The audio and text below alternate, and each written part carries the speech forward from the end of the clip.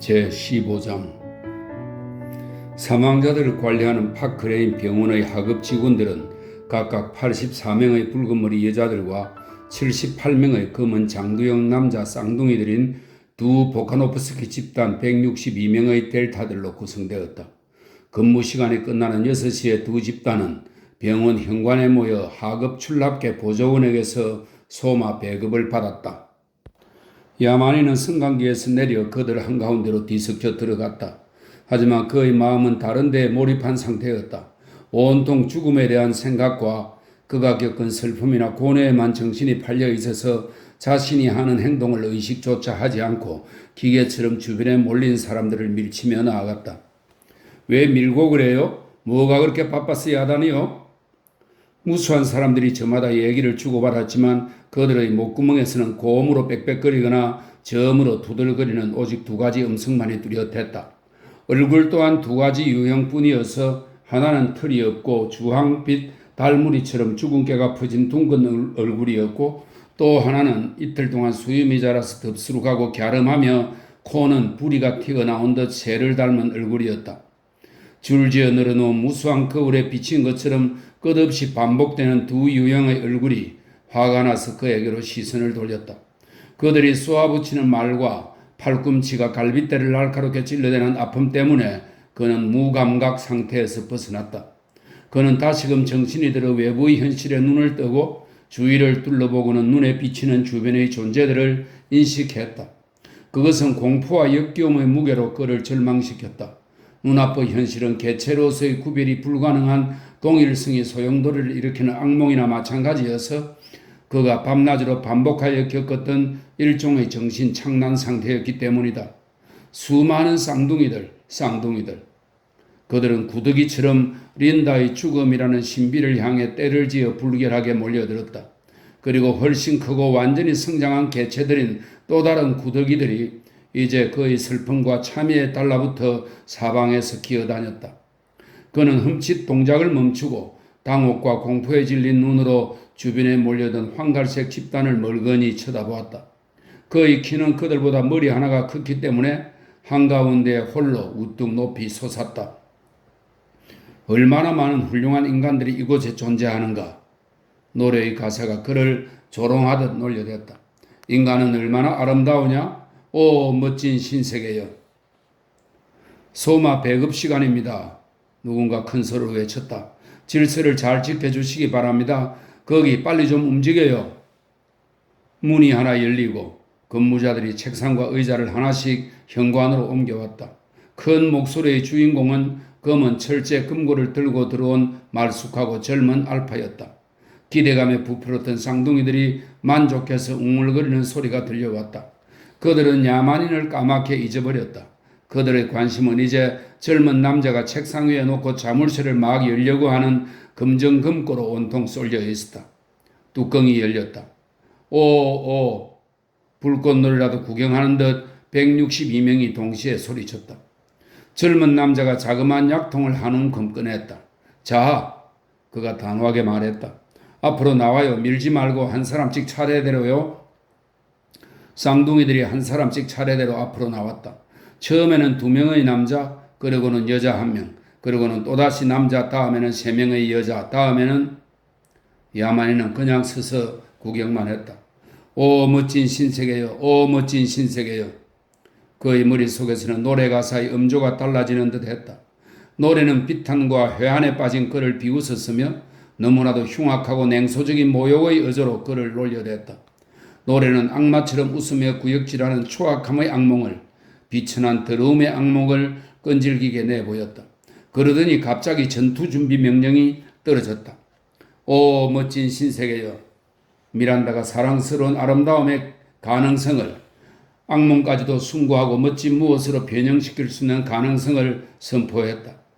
오 멋진 신세계여. 그것은 하나의 도전, 하나의 명령이었다. 자, 거기 밀지 말아요. 하급 출납계 보조원이 화를 내며 소리쳤다. 그는 금고의 뚜껑을 쾅 닫았다. 질서를 지키지 않으면 배급을 당장 중단하겠어요. 델타들이 두들거리며 서로 조금 밀치더니 조용해졌다. 위협은 효과를 발휘했다. 소마를 박탈한다는 것은 생각만 해도 끔찍한 일이었다. 좋아요. 젊은이가 금고를 다시 열며 말했다. 린다는 노예였고 그녀는 죽었다. 그러나 다른 사람들은 자유롭게 살아야 하고 세상을 아름답게 만들어야 한다. 배상이요 의무이다. 갑자기 그가 해야 할 일이 무엇인지가 명확해졌다. 그는 마치 앞을 가렸던 듯 문이 열리고 울타리가 사라진 듯한 기분이 들었다. 다음 차례요. 하급 출납계 보조원이 말했다. 또 한 명의 황갈색 여자가 앞으로 나섰다. 그만해요. 야만인이 우렁차고 쩌렁쩌렁한 목소리로 외쳤다. 그만하라고요. 그는 사람들을 밀치고 책상 쪽으로 나아갔다. 델타들은 놀란 표정으로 그를 쳐다보았다. 포드니 맙소사. 하급 출납계 보조원이 숨을 몰아쉬며 말했다. 야만인이로군요. 그는 겁이 났다. 내 말 들어요. 부탁입니다. 야만인이 진지하게 소리쳤다. 내 얘기에 귀를 기울여요. 그는 지금까지 사람들이 모인 앞에서 연설을 했던 적이 전혀 없었으므로 자신이 하고 싶은 얘기를 표현하기가 아주 힘들었다. 그 끔찍한 거 먹지 말아요. 그건 독약이에요. 독약이라고요. 이것 보세요. 야만인 씨. 비위를 맞추려고 미소를 지으며 하급 출납계 보조원이 말했다. 제발 부탁이니 내가 그냥 육체뿐만 아니라 영혼까지도 죽이는 독약입니다. 그렇더라도 내가 배급을 계속하게 해주세요. 네? 아무렴 그래야죠. 그는 성미가 고약하기로 악명 높은 짐승을 쓰다듬는 사람처럼 조심스럽고 다정하게 야만인의 팔을 토닥거렸다. 그냥 가만히. 절대로 안 돼요. 야만인이 소리쳤다. 하지만 이것 봐요. 그걸 버려요. 그 무슨 독약을 모두 버리라니까요. 모두 버려요 라는 말이 청청이 여러 겹으로 둘러싼 무의식을 뚫고 델타의 생생한 의식에까지 닿았다.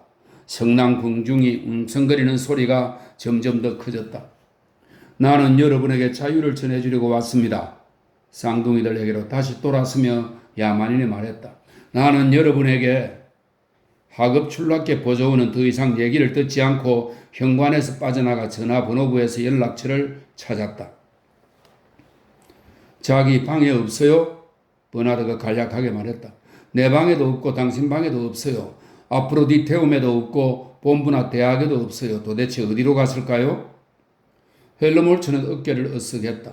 그들은 늘 만나는 곳들 중에 어디선가 야만인이 기다리려니 예상하며 일터에서 돌아왔지만 그의 모습은 어디에서도 눈에 띄지 않았다. 헬르몰츠의 4인승 스포트콥터를 타고 비아리츠로 가볼 계획이었던 터라 그들은 당연히 짜증이 났다. 그가 곧 나타나지 않으면 그들은 저녁 식사에 늦으리라. 5분만 더 기다려보죠. 헬르몰츠가 말했다. 그때까지 안 오면 우리끼리 그냥. 그의 말은 전화가 울리는 바람에 중단되었다. 그는 수화기를 집어들었다. 여보세요? 나예요. 그러더니 한참 동안 얘기를 듣고는 포드니 맙소사라고 투덜거렸다. 당장 갈게요. 왜 그래요? 버나드가 물었다. 내가 아는 친구한테서 온 전화인데 파크레인 병원에서 근무하는 사람이에요? 헬르몰츠가 말했다. 야만인이 그곳에 있다고 하네요. 미쳐버린 모양이에요. 어쨌든 급하게 됐어요. 같이 가겠어요? 그들은 함께 복도를 따라 서둘러 성강기로 갔다. 여러분은 노예로서 살아가는 신세가 좋습니까? 그들이 병원으로 들어서자 야만인은 이런 말을 하는 중이었다. 그의 얼굴은 상기되고 눈은 열정과 분노로 번득였다.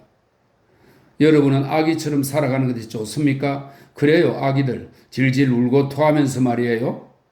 야만인은 그들의 짐승 같은 우매함에 화가 치밀어서 자기가 구하러 온 사람들에게 모욕적인 욕설까지 퍼부으며 덧붙여 말했다. 모욕적인 그의 말은 거북의 등껍데기처럼 굳어버린 그들의 우둔함에 부딪혀 튕겨 돌아왔고 그들은 둔감하고 심술궂은 표정의 불만의 표정이 담긴 멍한 눈으로 그를 물끄러미 쳐다보았다. 그래요. 깨우면서 말이에요. 그는 소리를 지르다시피 했다. 슬픔과 회한, 연민과 의무감 따위의 감정은 그의 주변에 모여선 인간 이하의 괴물들에 대한 강력하고도 벅찬 정오 속으로 흡수되었다. 여러분은 자유롭고 인간다운 사람이 되고 싶지 않습니까? 여러분은 인간성과 자유가 무엇인지조차 이해하지 못합니까?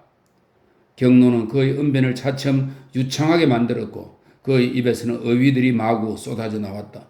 이해를 못하겠나요? 그가 되풀이해서 물었지만 질문에 대한 응답은 없었다. 그렇다면 좋습니다. 그는 음산하게 말을 이었다. 내가 여러분에게 길을 가르쳐주고 여러분이 원하든 원하지 않든 나는 여러분을 해방시킬 것입니다. 그러고는 병원 안뜰을 향한 창문을 열고 소마 정제가 담긴 약통들을 한 움큼씩 집어 마당으로 던져버리기 시작했다. 이렇게 방자하고 신성모독적인 광경을 보고 놀라움과 공포로 돌처럼 굳어버린 황갈색 군중은 잠깐 동안 침묵을 지켰다. 저 친구 미쳤구먼. 휘둥그레진 눈으로 멍청하게 쳐다보며 버나드가 속삭였다. 저 사람들이 죽이려고 덤빌 거야. 저 사람들이. 갑자기 요란한 외침이 군중에게서 터져 나왔으며 그들의 아우성은 물결치듯 무서운 기세로 야만인을 향해 밀려갔다. 포도님이시여 그를 살려주소서. 버나드가 시선을 돌리며 말했다. 포도님은 스스로 돕는 자를 돕습니다. 그리고 헬르몰츠 왓슨은 웃으면서 정말로 환희하는 웃음을 지으며 군중을 해치고 나아갔다. 자유를 찾아요. 야만인이 소리치며 한 손으로는 계속해서 소마를 마당으로 집어던졌고 다른 손으로는 그를 공격하는 사람들의 얼굴을 다 똑같아서 서로 구별이 가지 않은 얼굴들을 후려쳤다. 자유를 찾으라고요. 그리고 갑자기 그의 곁에 헬르몰츠가 나타났고 선량하고 다정한 헬르몰츠 역시 주먹을 휘둘렀다. 드디어 인간이 되어야 할 때입니다. 그러면서 조는 주먹을 휘두르는 틈틈이 열린 창문으로 독약을 한 줌씩 집어던졌다. 그래요, 인간이요. 이제 독약은 더 이상 남아있지 않았다. 여러분은 자유를 찾았습니다. 델타들은 소리를 지르며 더욱 격분해서 덤벼들었다. 버나드는 싸움이 벌어지는 언저리에서 머뭇거리며 저 친구들 끝장이 났군이라고 말하더니 갑작스러운 충동에 이끌려 그들을 도와주려고 앞으로 달려나갔다. 그러다 생각이 달라져서 우뚝 멈춰섰고 비겁한 자신이 창피해서 다시 앞으로 나섰다. 그러고는 또다시 생각이 달라져서 우유부단하고 굴욕스러운 고뇌에 빠져 그대로 서 있었다. 그가 돕지 않으면 그들이 죽을지도 모르고 도와준다면 자신 또한 죽을지 모른다는 생각을 하고 있는데 포도님의 이름을 칭송할지어다. 바로 그 순간 큼직한 보호안경에 돼지코처럼 생긴 방독면을 쓰고 경찰관들이 우르르 달려 들어왔다. 버나드는 그들을 맞으러 달려가며 손을 흔들었다. 어쨌든 무엇인가 하는 셈이었으므로 적극적으로 행동을 취했다는 자부심이 들었다. 그는 누군가를 돕는다는 환각을 자신의 머릿속에서 불러일으키려는 듯 도와줘요 라고 점점 더 크게 몇 차례 소리를 질렀다. 도와줘요. 경찰관들은 그를 옆으로 밀쳐버리고 하던 일을 계속했다. 어깨에 분무기를 잠금쇠로 채워 부착시킨 세 사람이 짙은 소마 연기를 구름처럼 공중에 뿜어댔다. 다른 두 사람은 휴대용 합성 음악기를 틀어대느라 분주했다. 강력한 마취제를 장전한 물권총을 들고 다른 네 사람이 군중을 밀치고 들어오더니 사납게 대항하는 자들을 능숙하게 한 명씩 찍찍 쏘아서 쓰러뜨렸다. 어서요. 버나드가 소리를 질렀다. 서두르지 않으면 저 사람들이 죽을 거예요. 그들이 이런 너무 떠들어대던 버나드에게 짜증이 난 경찰관 한 명이 물건총을 쏘았다. 그는 몇 초 동안 두 다리로 비틀거리며 겨우 버텼다. 하지만 뼈와 힘줄과 근육이 녹아내리는 듯 허물허물한 젤리로 만든 막대기처럼 맥이 풀리더니 결국은 젤리도 아니고 물이 된 듯 힘없이 마룻바닥에 털썩 쓰러졌다. 갑자기 합성음악기에서 목소리가 얘기를 시작했다. 이승에 호소하는 목소리, 우호적인 목소리였다. 음향 기록 두루마리가 저절로 풀어지면서 종합폭동 진압연설 제2번 중간 단계가 흘러나왔다. 나의 친구들이여. 존재하지 않는 심장의 깊은 곳으로부터 울려나오는 목소리가 너무나 애처로우면서도 한없이 부드럽게 꾸짖는 어조로 설득을 시작하자 방독면을 쓴 경찰관들의 눈에서도 어느새 앞이 흐려질 정도로 눈물이 맺혔다. 이런 행동은 무엇을 의미하나요? 왜 여러분은 모두 함께 행복하고 선량해지려고 하지 않나요? 행복하고 선량해집시다. 목소리가 되풀이해서 말했다. 평화를 찾읍시다. 목소리가 떨리며 속삭임으로 낮아지더니 점점 잠잠해졌다. 나는 여러분이 행복하기를 진심으로 바랍니다. 열렬하게 갈망하는 어조로 목소리가 말을 이어나갔다. 나는 여러분이 선량해지기를 진심으로 바랍니다. 부탁이니 제발 선량해지고. 2분 후에 목소리와 소마 연기의 효과가 나타나기 시작했다. 델타들은 눈물을 흘리면서 서로 입을 맞추고 포옹했는데 한꺼번에 대여섯 명씩 쌍둥이들이 무리를 지으며 끌어안았다. 심지어는 헬르몰츠와 야마닌까지도 울음이 나올 지경이었다. 출록교로부터 새로 공급된 약 상자들이 들어왔고 서둘러 다시 배급이 이루어졌다. 풍부한 애정이 담긴 바리톤의 고별 인사에 맞춰 쌍둥이들은 가슴이 찢어지기라도 하는 듯 울먹이며 뿔뿔이 흩어졌다.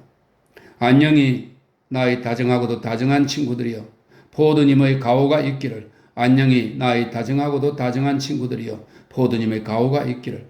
안녕히 나의 다정하고도 다정한 친구들이여.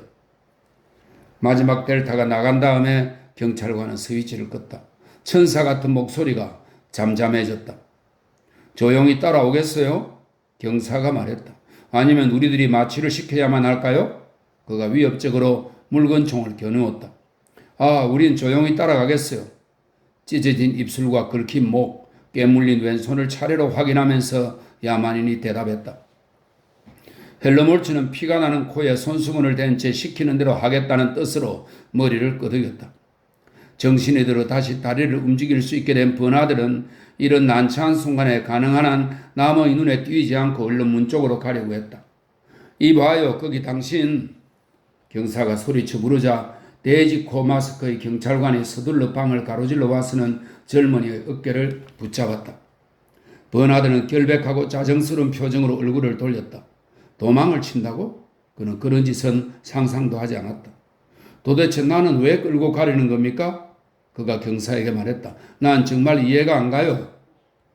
당신은 체포된 사람들과 친구죠? 그렇죠? 뭡니까?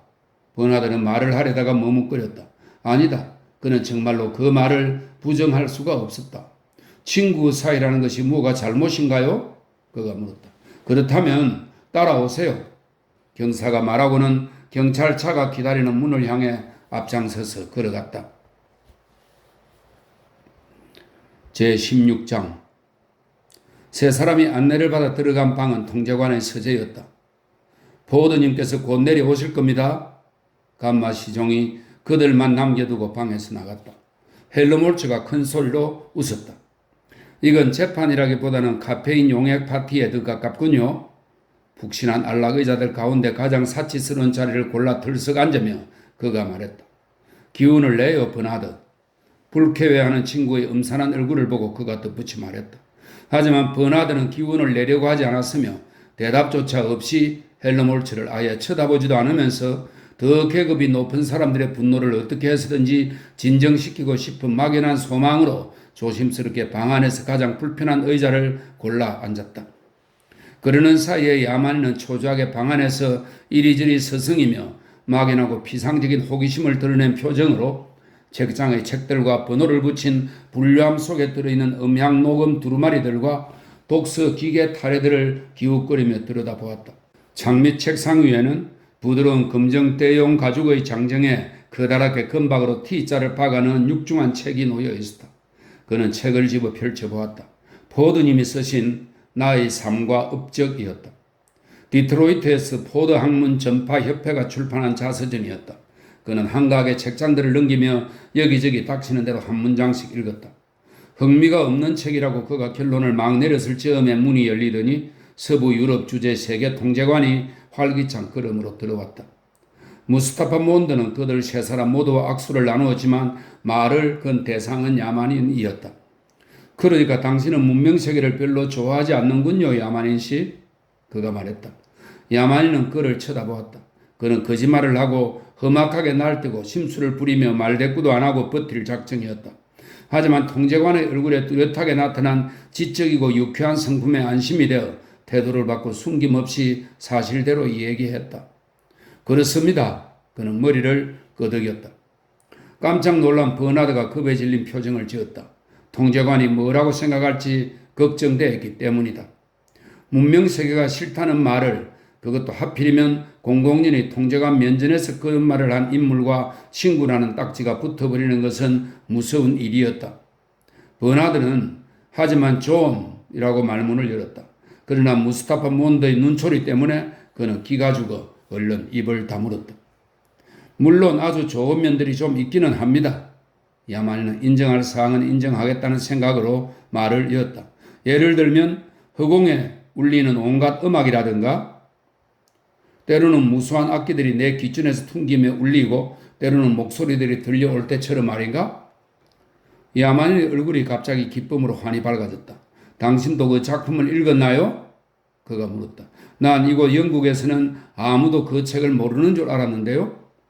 그의 아무도 모르죠. 나는 그 몇 명 안 되는 사람들 가운데 하나입니다. 아시다시피 그것은 금지된 도서예요. 하지만 이곳에서는 내가 법을 만들기 때문에 그 법들을 깨뜨릴 권리도 있어요. 처벌을 받지 않으면서 말이에요, 마르크스 군. 그는 버나드에게로 시선을 돌리며 덧붙여 말했다. 자네는 그렇지 못하겠지만 버나드는 더욱 절망적이고 비참한 기분에 빠졌다. 하지만 왜 그것이 금서가 되었나요? 야만인이 물었다. 셰익스피어를 읽은 사람을 만났다는 흥분으로 그는 잠시 다른 모든 문제들을 망각했다. 통제관이 어깨를 축해 올렸다. 오래된 책이라는 사실이 가장 큰 이유입니다. 이곳에서는 낡은 것들은 전혀 쓸모가 없으니까요. 아름다운 것들도요? 아름다운 것들이라면 특히 더 그렇죠. 아름다움은 마음을 끄는 힘이 있는데 우린 사람들이 옛것에 끌리는 걸 원하지 않아요. 우린 그들이 새로운 것을 좋아하기를 바랍니다. 하지만 새로운 것들은 너무나 한심하고 바보 같아요. 헬리콥터들만 나오고 사람들이 키스하는 걸 실제로 느끼게 하는 연극들만 해도 그렇죠. 그는 얼굴을 찡그렸다. 염소와 원숭이들. 그는 자신의 혐오와 정오를 충분히 전달할 수단을 오셀로의 말에서밖에는 찾아낼 길이 없었다. 하지만 길이 잘 들고 착한 동물들이기는 하죠. 통제관이 한마디 했다. 왜 당신은 사람들이 오셀로를 읽게 그냥 내버려 두지 않나요? 얘기했잖아요. 낡은 것이라고요. 더구나 그들은 그런 책을 이해하지도 못합니다. 그렇다. 그것은 사실이었다. 그는 헬로몰츠가 로미오와 줄리엣 때문에 얼마나 웃었는지를 기억했다. 그렇다면 말이에요. 잠깐 침묵을 지킨 다음에 그가 말했다. 오셀로와 비슷하면서 사람들이 이해할 만한 새로운 것은 어떤가요? 우리들 모두가 쓰고 싶어하는 글이 바로 그거예요. 한참 동안의 침묵을 깨뜨리고 헬로몰츠가 말했다. 하지만 절대로 그런 책을 쓰지는 못할 거예요. 통제관이 말했다. 만일 어떤 작품이 정말로 오셀로와 같다면 아무리 새로운 작품이라고 하더라도 어느 누구 하나 그것을 이해하지 못할 테니까요. 그리고 만일 새로운 작품이라면 그건 오셀로가 아닐 거예요. 어째서요? 그래서 어째서요? 헬로몰츠가 똑같은 반응을 보였다. 헬로몰츠 역시 지금 그들이 처한 달갑지 않은 현실을 잊어버렸다. 불안하고 초조해서 얼굴이 파랗게 질린 버나드만이 눈앞의 현실을 상기했지만 그들은 그를 무시했다. 어째서요? 그건 우리들이 살아가는 세계가 오셀로의 세계와는 다르기 때문입니다. 강철이 없으면 자동차를 생산할 수가 없으며 사회적인 불안정이 없으면 비극을 생산할 길이 없으니까요. 세계는 이제 안정이 되었어요. 사람들은 행복하고 원하는 바를 얻으며 얻지 못할 대상은 절대로 원하지 않습니다. 그들은 모두가 잘 살고 안전하고 전혀 병을 앓지 않고 죽음을 두려워하지 않고 늙는다는 것과 욕정에 대해서 모르기 때문에 즐겁습니다. 어머니나 아버지 때문에 시달리지도 않고 아내나 아이들이나 연인 따위의 강한 감정을 느낄 대상도 없고 마땅히 따르도록 길이던 방법 이외에는 사실상 다른 행동은 하나도 하지 못하도록 되어 있어요. 그리고 혹시 무엇이 잘못되는 경우에는 소마가 기다립니다. 그것을 자유라는 이름으로 당신이 창밖에 던져버렸어요. 야만인 씨, 자유 말입니다. 그가 웃었다. 델타들이 자유를 이해하리라고 기대하다니. 그리고 이제는 그들이 오셀로를 이해하리라고 기대하고요. 참 순진한 청년이군요. 야만인은 잠시 침묵을 지켰다. 그렇기는 해도 말입니다. 그는 굽히지 않았다. 오셀로는 훌륭합니다. 오셀로는 촉감 영화들보다 훌륭합니다. 그야 물론이죠. 통제관이 시인했다. 하지만 그것은 안정을 위해서 우리들이 치러야 할 대가입니다. 당신은 행복 아니면 과거의 사람들이 고급 예술이라고 일컫던 것 가운데 양자택일을 해야 됩니다.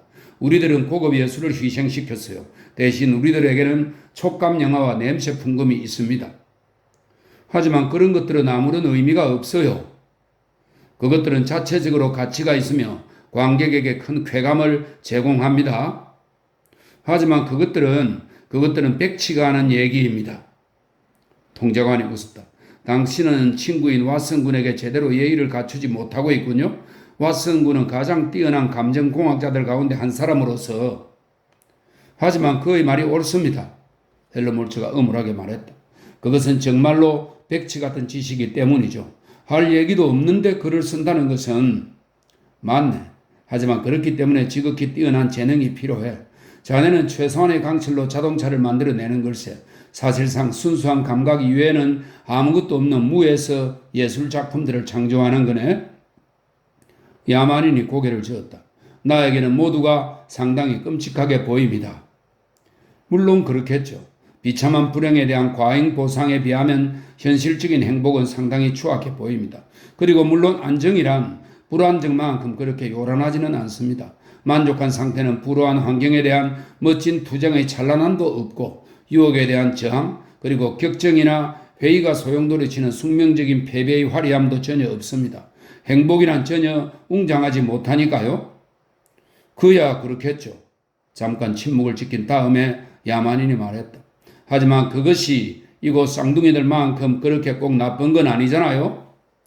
그는 조립 작업대에서 길게 줄지어 늘어선 일란성 쌍둥이들의 행렬과 블렌트퍼드 모노레일 정거장 입구에 줄을 선 쌍둥이 무리들과 린다가 임종하던 침대 주변으로 몰려든 인간 구더기들과 그를 공격하던 끝없이 반복되는 얼굴의 영상을 기억에서 지워버리는 듯 손을 눈으로 가져갔다. 그는 붕대를 감은 자신의 왼손을 보고는 몸을 부르러 떨었다. 끔찍합니다. 하지만 얼마나 효율적인가요? 내가 보기에 당신은 우리 보카노프스키 집단들을 좋아하지 않는 모양이지만 장담하겠는데 그들은 다른 모든 것을 이루는 기초가 됩니다. 그들은 국가라는 로켓 비행기가 궤도를 이탈하지 않고 날아가도록 바로잡아주는 종타 조정기나 마찬가지입니다. 그의 굵은 목소리가 감격으로 떨리더니 손으로는 모든 공간과 비행기가 어김없이 앞으로만 나아가는 모양을 신용해서 보여주었다. 무스타파 몬드의 웅변은 그의 합성 음악 기준에 이를 정도였다. 난 궁금했어요. 야만인이 말했다. 태아 유리병들을 가지고 마음대로 무엇이나 다 얻어내는 방법을 잘 알면서도 도대체 왜 그들을 만들어 놓았는지 말이에요. 이왕이면 왜 모든 사람을 알파 더블 플러스로 만들지 않나요? 무스타파 몬드가 웃었다. 그건 우리들이 스스로 자신의 목을 자르고 싶지 않기 때문이죠. 그가 대답했다. 우린 행복과 안정을 신봉합니다. 알파들로 이루어진 사회는 틀림없이 불안정하고 비참해집니다. 알파들이 근무하는 공장을 상상해봐요. 그것은 훌륭한 자질을 물려받아 자유로운 선택을 하고 어느 한도 내에서의 책임을 지도록 훈련을 받아 기리던 개인들이 저마다 분리되고 상관이 없는 집단을 이루는 셈이죠. 그런 사회를 상상해보라고요. 그가 되풀이해서 말했다. 야만인이 상상해보려고 했지만 잘 되지 않았다. 그건 부조리한 짓입니다. 알파 태생의 알파 길들이기를 받은 사람이 엡실론 반백치의 일을 해야 한다면 미쳐버릴 것입니다. 미치거나 닥치는 대로 물건을 때려 부수기 시작하겠죠. 알파들은 알파 일을 하도록 해준다는 여건 하에서만 완전히 사회화합니다. 오직 엡실론만이 엡실론다운 희생을 하리라고 기대할 수가 있는데 최소한의 저항을 하는 훌륭한 혈통인 그들에게는 그것이 희생이 아니기 때문이죠. 그들이 받는 길들이기 훈련은 지정된 궤도 안에서만 달리게끔 목책을 둘러놓는 셈입니다. 그들에게는 미리 운명이 결정되어 있으므로 어쩔 수가 없어요. 숙성기가 끝난 다음이더라도 그들은 여전히 병 속에 머무는 상태를 벗어나지 못하죠. 유아기와 태아기의 고정관념이라는 눈에 보이지 않는 병 속에 갇혀 살아갑니다. 물론 우리들도 저마다 병 속에서의 삶을 살아갑니다. 통제관이 깊은 생각에 잠겨 말을 계속했다.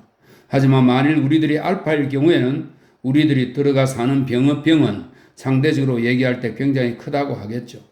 만일 보다 좁은 공간에 갇혀 있다면 우리들은 틀림없이 심한 고통을 겪을 것입니다.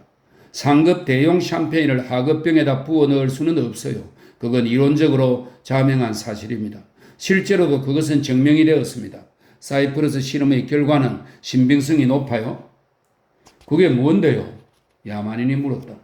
무스타파 몬드가 미소를 지었다. 글쎄요. 유리병 재처리 작업에 관한 실험이라고 해도 되겠죠? 그건 포드 기원 473년에 시작되었어요. 통제관들은 사이프러스에서 기존의 거주자들을 모두 철수시키고는 특별히 준비된 2만 2천 명의 알파 집단을 새로 정착시켰습니다. 온갖 농기구와 산업장비를 그들이 인수했고 스스로 일을 처리해 나가도록 그들끼리만 남았어요. 그 결과 모든 이론적인 예언들이 그대로 충족되었어요. 땅은 제대로 경작되지 않았고 모든 공장에서 파업이 일어났고 법들이 아무런 효력도 발휘하지 못했고 사람들은 명령에 복종하지 않았어요. 하청 작업의 근무를 위해 배정된 사람들은 고급 직책을 얻기 위해 끝없이 책략을 꾸몄고 고급 직책을 맡은 사람들은 그들의 자리를 지키기 위해 있는 힘을 다 기울여 역으로 책략을 꾸몄습니다. 6년 이내에 그들은 1급 내란을 일으켰고 2만 2천 명 가운데 1만 9천 명이 죽었으며 생존자들은 이구동성으로 세계 통제관들에게 섬의 통치를 다시 맡아달라고 단언했어요. 결국 그들의 뜻대로 되었죠. 세상 사람들이 알파들로만 이루어진 사회를 본 것은 그것이 마지막이었어요. 야만인이 깊은 한숨을 지었다. 적정 인구는 빙산을 모형으로 삼으면 되는데 무스타프 몬드가 말을 이었다. 9분의 8은 물 밑에, 9분의 1은 물 위에 나와 있는 빙산 말입니다. 그러면 그들은 수면 밑에 잠겨 있어도 행복한가요? 위에 있을 때보다야 행복하죠. 예를 들면 여기 있는 당신 친구들보다 훨씬 행복합니다. 그가 손가락으로 가리켰다. 그런 한심한일에도 불구하고요. 한심하다니요? 그들은 그렇게 생각하지 않아요. 오히려 그들은 그런 일을 좋아해요. 그것은 부담이 없고 유치할 만큼 단순하죠. 정신적으로나 육체적으로 아무런 부담을 주지 않으니까요. 쉽고 피곤하지 않은 일을 7시간 반 동안 하고 난 다음에는 소마 배급과 놀이와 자유분방한 성교와 촉감 영화를 누립니다. 그들이 더 이상 무엇을 요구하겠어요? 그야 물론 그들이 근무 시간을 줄여달라고 요구할지도 모르죠. 그가 덧붙여 말했다. 그리고 근무 시간을 단축시키기는 어렵지 않아요. 모든 하청 계급의 작업 시간을 하루에 서너 시간으로 단축시킨다는 것쯤은 기술적으로 지극히 간단한 일이에요. 하지만 그렇다고 해서 그들이 조금이라도 더 행복해질까요? 아니요, 그들은 그렇지 못할 겁니다. 그런 실험을 시도해 본 것은 벌써 150년도 더 되는 과거의 일이었어요. 아일랜드 전역에 하루에 4시간 작업을 실시했었죠. 결과가 어땠을까요? 불안정과 소마 소비량의 급격한 증가, 그것이 전부였습니다. 3시간 반이라는 잉여 여가는 행복의 원천이 되기는커녕 오히려 사람들을 그렇게 남는 시간으로부터 벗어나기 위한 휴식을 취해야 한다는 부담을 느낄 따름이었어요. 발명관리국은 노동력을 절감시키려는 조처를 잔뜩 마련해 두었습니다. 그런 계획이 수천 가지나 되죠. 무스타파 몬드가 엄청나게 많다는 신용을 해 보였다. 그런데 왜 우리들이 그것을 실천으로 옮기지 않을까요? 그런 계획들은 근로자들을 돕자고 마련해 놓은 것인데 과다한 여가로 오히려 그들을 괴롭힌다면 그건 너무나 잔인한 처사가 되겠죠. 농사도 마찬가지입니다. 원한다면 우리들은 모든 필요한 양식을 합성시켜 생산할 수 있습니다. 하지만 우린 그러지 않아요. 우리들은 인구의 3분의 1이 흙과 더불어 일하게 하고 싶습니다. 그들 자신을 위해서 그러는 것인데 공장보다는 땅에서 식량을 얻는 쪽이 더 시간이 걸리기 때문입니다. 그뿐 아니라 우리들은 자신의 안정도 고려해야 하죠. 우린 변화를 원하지 않아요. 모든 변화는 안정에 위험이 되니까요. 우리들이 새로운 발명들을 실생활에 적용하기를 그토록 삼가는 또 다른 이유가 바로 그것입니다. 순수 과학의 모든 발견은 잠재적인 파괴성을 지니기 때문에 때로는 과학까지도 적이 될 가능성이 크다고 간주해야 됩니다. 그래요, 과학까지도요. 과학이라고? 야만인이 얼굴을 찡그렸다. 그는 그 의미를 알고 있었다. 하지만 그것이 정확히 무엇을 의미하는지는 알 길이 없었다. 섹스피어와 프레블로 마을의 노인들은 과학을 언급한 바가 전혀 없었다.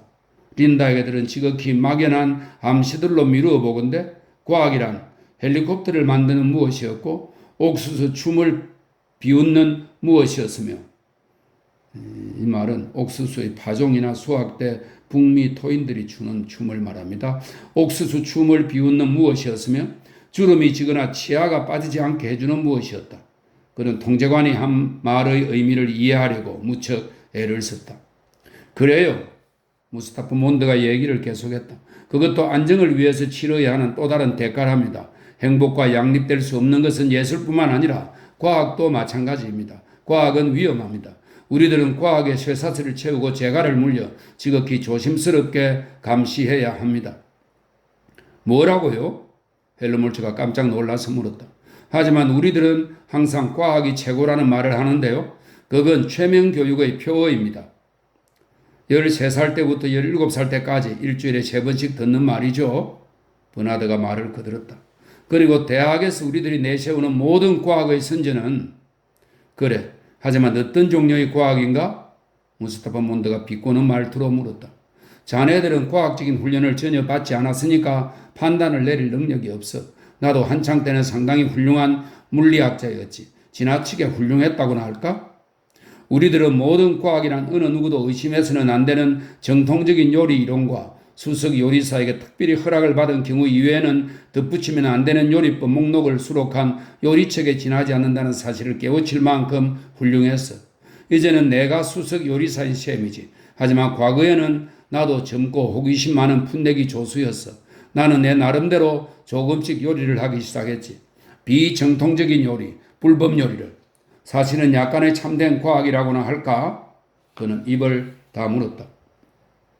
그래서 어떻게 되었나요? 헬머hol츠 왓슨이 물었다. 통제관이 한숨을 지었다.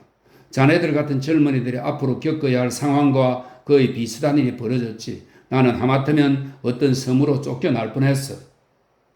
그 말에 충격을 받아 버나드는 격렬하고도 어울리지 않는 행동을 저질렀다. 저를 섬으로 보낸다고요? 그는 벌떡 일어나 방을 가로질러 달려가 통제관 앞에 서서 요란한 손짓을 해 보였다.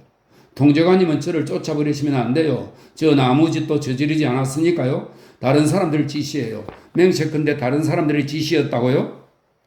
그는 헬머hol츠와 야만인을 고발하듯 손으로 가리켰다. 오, 제발 저를 아이슬란드로 쫓아내지 마세요. 제가 해야 할 바를 올바르게 하겠다고 약속하겠습니다. 저한테 기회를 한 번만 더 주세요. 제발 저한테 기회를 한 번만 더 주시기 바랍니다. 그의 눈에서 눈물이 줄줄 흘러내리기 시작했다. 맹세컨대 그건 저 사람들의 잘못이었습니다. 그가 흐느끼 울었다. 아이슬란드로는 안 됩니다. 오, 제발 포드님 부탁합니다. 그는 자포자기한 나머지 발작적으로 통제관 앞에 몸을 던지다시피 무릎을 꿇었다.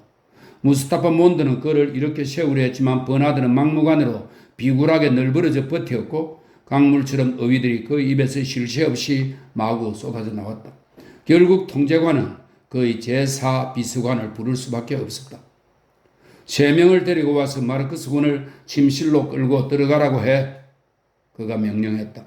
소마 가스를 많이 준 다음 침대에 눕혀두어. 제4 비서관이 밖으로 나가더니 3명의 초록색 제복을 입은 쌍둥이 시종들을 데리고 들어왔다. 버나드는 아직도 소리를 지르고 흐느끼 울면서 그들에게 들려나갔다. 마치 목이라도 잘리는 것처럼 그러는군. 문이 닫히다 통제관이 말했다.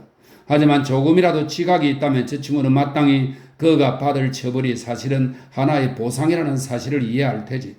그는 섬으로 전출될 거야. 다시 말하면 세상 어느 곳에서도 찾아보기 힘들 정도로 지극히 흥미진진한 남자들과 여자들이 있는 곳으로 가게 된 거지. 어떤 이유에서든 너무 자아의식이 강해 사회생활에 적응하지 못하는 온갖 사람들이 있는 곳 말이야. 정통성에서 만족을 찾지 못하고 그들 나름대로의 독자적인 관념을 지닌 사람들. 다시 말하면 조금이라도 자기 주장을 할 줄 아는 모든 사람들이지. 난 자네들이 부러울 지경이라네 왓슨. 헬머hol츠가 웃었다. 그렇다면 왜 통제관님은 스스로 섬으로 찾아가지 않으시나요? 그건 결국 내가 이쪽을 더 좋아하기 때문이야. 통제관이 대답했다. 나에게는 선택권이 주어졌었어. 내가 좋아하는 순수 과학을 계속하기 위해 섬으로 가느냐, 아니면 제대로 올바른 과정을 거쳐 실제로 통제관이라는 직책을 계승할 전망을 고려해 통제관 협의회에 들어가느냐 하는 선택권이었지. 나는 이쪽을 선택하고 과학은 포기했어. 잠시 침묵한 후에 그가 말을 이었다. 가끔 난 과학을 상당히 못마땅하게 생각해. 행복이란 가혹한 주인이고 특히 다른 사람의 행복에 대해서는 더 고지식하지. 만일 아무런 회의도 품지 않고 그냥 받아들이도록 길이 들지 못했을 때는 과학이란 진실보다 훨씬 더 가혹한 주인이야. 그는 한숨을 짓고는 다시 잠잠해졌다. 그러더니 훨씬 활기찬 어조로 얘기를 계속했다. 어쨌든 의무는 의무지. 자신의 기호만 따질 이유는 없어. 나는 진실에 관심이 많고 과학을 좋아해. 하지만 진실은 불편한 위협일 따름이고 과학은 공공의 위험이야. 그것은 혜택 못지않게 위험을 주었어. 그것은 우리에게 역사상 가장 안정된 평정을 마련해 주었어. 거기에 비하면 중국에서 찾아낸 마음의 평정 상태는 기가 막힐 정도로 불안정한 것이었고 심지어 원시적인 모계사회까지도 지금의 우리만큼 자리가 잡히지는 않았어. 다시 얘기하겠는데 과학 덕택이었지. 하지만 과학이 이루어놓은 훌륭한 일을 과학이 스스로 무너뜨리도록 그냥 내버려 둘 수는 없어. 그렇기 때문에 우리는 과학의 연구 범위를 그토록 치밀하게 제한했고 나는 그 때문에 하마터면 섬으로 쫓겨날 뻔했지. 우리는 과학이 눈앞에 닥친 가장 긴박한 문제 이외에는 아무것도 다루지 못하게 해. 다른 모든 연구는 지극히 용이 주도하게 막아내지. 그는 잠깐 침묵을 지킨 다음에 말을 이었다. 과학적인 발전에 관해서 우리 포드님의 시대에 사람들이 어떤 글을 썼는지 읽어보면 기분이 묘해. 그들은 다른 분야와의 관계는 상관하지 않고 과학의 발전이 무한히 계속되도록 내버려 두어도 좋으리라고 상상했던 모양이야. 지식은 가장 고귀한 선의였고 진리는 가장 숭고한 가치를 지녔으며 나머지 다른 모든 것은 부수적이고 2차적이었어. 물론 그 시절에도 사람들의 관념이 달라지기 시작했다는 건 사실이야. 우리 포드님 자신도 진실과 아름다움보다 행복과 안락함의 중요성을 부여하기 위해서 굉장히 많은 노력을 했지. 대량 생산이 그런 변화를 요구했으니까. 만인의 행복은 바퀴들을 끊임없이 돌아가게 해주지만 진실과 아름다움은 그러질 못해. 물론 민중이 정치 권력을 장악했을 때마다 중요성을 강조했던 대상은 진실이나 아름다움보다는 행복이었지. 하지만 아무리 그렇다고 해도 제한이 없는 과학적인 연구는 아직 허용되었어. 사람들은 마치 진리와 아름다움이 지상의 선익이라도 한 것처럼 여전히 떠들어댔어. 9년 전쟁이 터지기 직전까지 그랬지. 전쟁은 정말로 그들의 인식을 바꿔놓았어. 사방에서 탄저열 폭탄이 터지는 마당에 진리나 아름다움이나 지식이 무슨 소용이 있겠나. 9년 전쟁 이후에 그때부터 과학이 처음으로 통제를 받기 시작했지. 그때는 사람들이 식욕까지도 통제를 받을 각오가 되어 있었으니까. 조용한 삶을 위해서라면 무엇이라도 좋다는 시기였어. 우리들은 그 후부터 통제를 계속해왔어. 물론 그것은 진실을 위해서는 별로 좋은 일이 아니었지. 하지만 행복을 위해서는 아주 좋은 일이었어. 인간은 무엇인가를 얻으려면 필연적으로 대가를 치러야 해. 행복은 대가를 치러야만 성취할 수 있다고. 자네들은 지금 그런 대가를 치르고 있어, 왓슨. 자네는 아름다움에 너무 관심이 많아졌기 때문에 그에 대한 대가를 치르게 되었지. 나도 역시 진리에 관심이 너무 많았기 때문에 대가를 치렀으니까. 하지만 당신은 섬으로 가지는 않았잖아요. 한참 동안의 침묵을 깨뜨리고 야만인이 말했다. 통제관이 미소를 지었다. 그것이 바로 내가 치른 대가였습니다. 행복을 섬기겠다는 선택에 의해서요. 그것도 내 행복이 아니라 다른 사람들의 행복을 말이에요. 잠깐 침묵을 지킨 다음에 그가 덧붙여 말했다. 세상에 섬이 그렇게 많다는 게 참 다행이에요. 섬이 없었다면 우리들이 어떻게 했을지 모르겠군요. 아마 당신들을 모두 무통도살실로 집어넣었겠죠? 그건 그렇고 왓슨군. 자넨 열대 풍토를 좋아하나? 마르키즈 제도나 사모아 같은 곳은 어때? 아니면 더 상쾌한 곳이 좋을까? 헬무트는 푹신한 의자에서 몸을 일으켰다. 전 철저히 나쁜 풍토가 좋겠어요. 그가 대답했다. 저는 기후가 나빠야 글을 더 잘 쓰게 된다고 생각합니다. 예를 들어 바람과 폭풍이 심하면 통제관은 승인한다는 뜻으로 머리를 끄덕였다. 난 자네의 그런 정신이 마음에 들어 왓슨.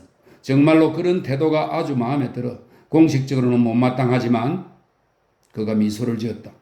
포클랜드 제도라면 어떤가? 네, 그만하면 되겠어요. 헬무트가 대답했다. 개의치 않으신다면 이제 전 버나드가 어떤 상태인지 가서 보고 싶은데요.